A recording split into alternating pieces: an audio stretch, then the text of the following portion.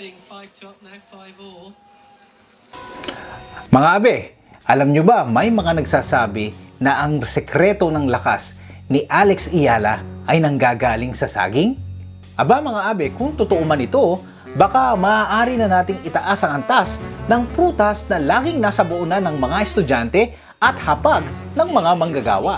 Dahil sa Wimbledon, maaaring ang saging ay pangontra sa pulikat. Pero mga abe, ang tunay na sandata ni Alex Eala ay gutom. Hindi gutom sa pansin, kundi gutom sa tagumpay. Sa ikatlong round, nakaharap niya ang defending champion. Sa papel, dehado. Sa ranking, dehado. Sa experience, lalong dehado. Pero mga abe, sa determinasyon, ibang usapan na yan. Pagkatapos ng panalo, maraming nakaabang sa eksenang pangpelikula.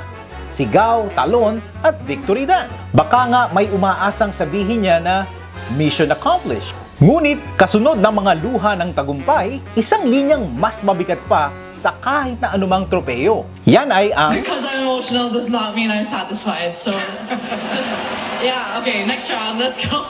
sa panahong ang iba ay kontento na sa isang viral clip, trending hashtag, at libo-libong reactions, may isang batang Pinay na nagsasabing kulang pa ang pinakamalaking panalo sa kanyang karera. Yan mga abe ang malaking pagkakaiba ng gustong sumikat at gustong maging dakila. Habang ang internet ay abala sa paggawa ng future champion, si Alex ay tila abala sa kanyang susunod na training session. At dito pumapasok ang pinakamagandang satire. Tayo kasi mga abe, minsan isang achievement lang, reunion agad. Isang promotion lang, motivation speaker na agad.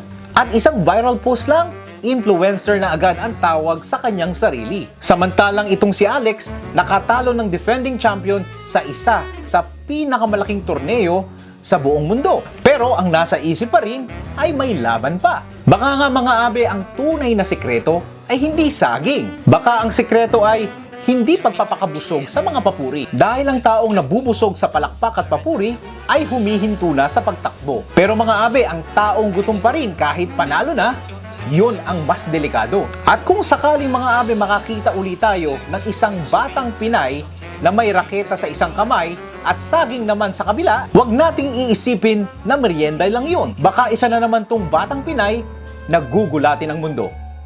Ito po ang punto ni Abe at ako po ang inyong lingkod, Kuya JDL. Mabuhay ka, Alex Eala.